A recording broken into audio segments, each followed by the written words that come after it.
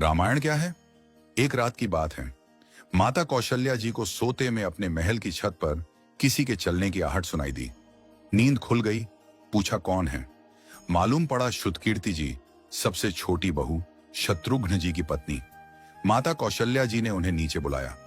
श्रुतकीर्ति जी आईं, चरणों में प्रणाम कर खड़ी रह गईं। माता कौशल्या जी ने पूछा, श्रुति, इतनी रात को अकेली छत पर क्या कर रही हो बेटी? क्या नींद नहीं आ रही? शत्रुघ्न कहाँ है? श्रुति कीर्ति की आंखें भर आईं, मां की छाती से चिपटी, गोद में सिमट गईं। बोली, मां, उन्हें तो देखे हुए 13 वर्ष हो गए। उफ! कौशल्या जी का हृदय कांप कर झटपटा गया। तुरंत आवाज लगाई। सेवक दौड़े आए। आधी रात ही पालकी तैयार हुई। आज शत्रुघ्न जी की खोज होगी। मां चली। आपको मालूम है शत्रुघ्न जी कहाँ मिले? अयोध्या जी के जिस दरवाजे के बाहर भरत जी नंदीग्राम में तपस्वी होकर रहते हैं, उसी दरवाजे के भीतर एक पत्थर की शिला है। उसी शिला पर अपनी बाह का तकिया बनाकर लेटे मिले। मां सिराहने बैठ गईं, बालों में हाथ फिराया तो शत्रुघ्न जी ने आंखें खोली। मां! उठे, चरणों में गिरे। मां, आपने क्यों कष्ट किया? मुझे बुलवा लिया होता। मां ने कहा, शत्रुघ्न यहां क्यों? शत्रुघ्न जी की रुलाई फूट पड़ी। बोले, मां, भैया राम जी पिताजी की आज्ञा से वन चले गए।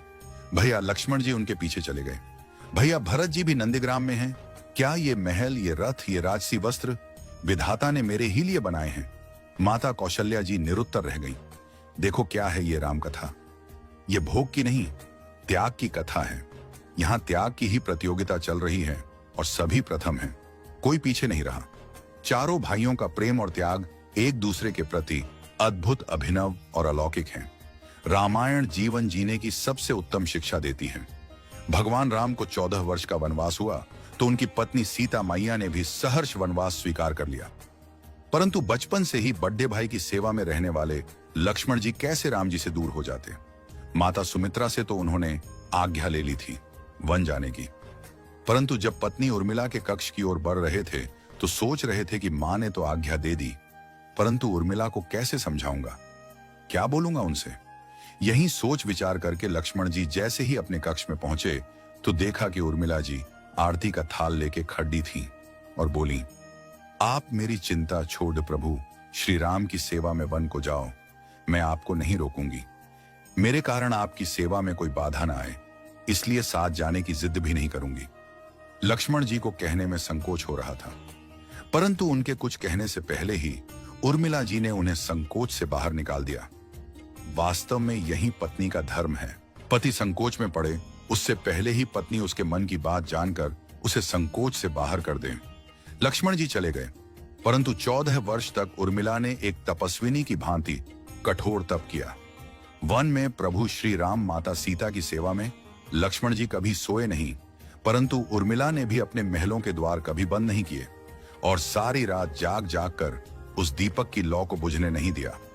मेघनाथ से युद्ध करते हुए जब लक्ष्मण जी को शक्ति लग जाती है और हनुमान जी उनके लिए संजीवनी का पर्वत लेके लौट रहे होते हैं, तो बीच में जब हनुमान जी अयोध्या के ऊपर से गुजर रहे थे तो भरत जी उन्हें राक्षस समझकर बाण मारते हैं और हनुमान जी गिर जाते हैं।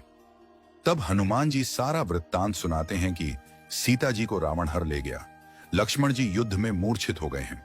ये सुनते ही कौशल्या जी कहती हैं कि राम को कहना कि लक्ष्मण के बिना अयोध्या में पैर भी मत रखना, राम वन में ही रहे।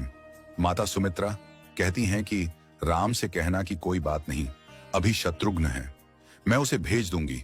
मेरे दोनों पुत्र राम सेवा के लिए ही तो जन्मे हैं। माताओं का प्रेम देखकर हनुमान जी की आंखों से अश्रुधारा बह रही थी, परंतु जब उन्होंने उर्मिला जी को देखा तो सोचने लगे कि यह क्यों एकदम शांत और प्रसन्न खड़ी है। क्या इन्हें अपनी पति के प्राणों की कोई चिंता नहीं? हनुमान जी पूछते हैं, देवी, आपकी प्रसन्नता का कारण क्या है? आपके पति के प्राण संकट में हैं। सूर्य उदित होते ही सूर्य कुल का दीपक बुझ जाएगा। उर्मिला जी का उत्तर सुनकर तीनों लोकों का कोई भी प्राणी उनकी वंदना किए बिना नहीं रह पाएगा। उर्मिला बोली, मेरा दीपक संकट में नहीं है, वो बुझ ही नहीं सकता।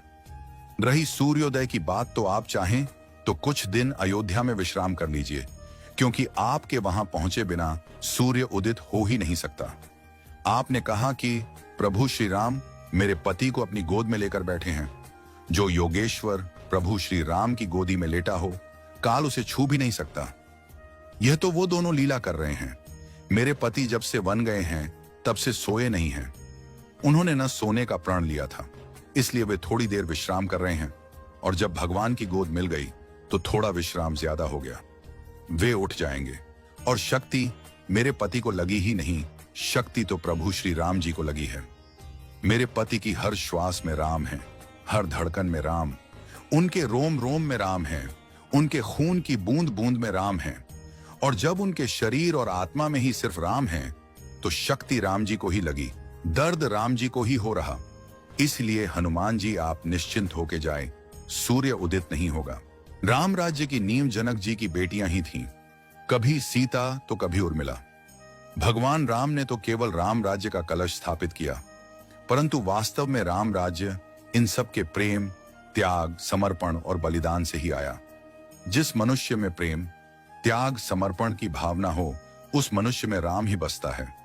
कभी समय मिले तो अपने वेद, पुराण, गीता, रामायण को पढ़ने और समझने का प्रयास कीजिएगा। जीवन को एक अलग नजरिए से देखने और जीने का सुर मिलेगा। लक्ष्मण सा भाई हो, कौशल्या माई हो, स्वामी तुम जैसा मेरा रघुराय हो, नगरी हो अयोध्या सी, रघुकुल सा घराना हो, चरण हो राघव के जहां मेरा ठिकाना हो त्याग भरत जैसा, सीता सी नारी हो, लवकुश के जैसी संतान हमारी हो, श्रद्धा हो श्रवण जैसी, सबरी सी भक्ति हो, हनुमत के जैसी निष्ठा और शक्ति हो। ये रामायण है, पुण्य कथा श्री राम की। जय जय श्री राम।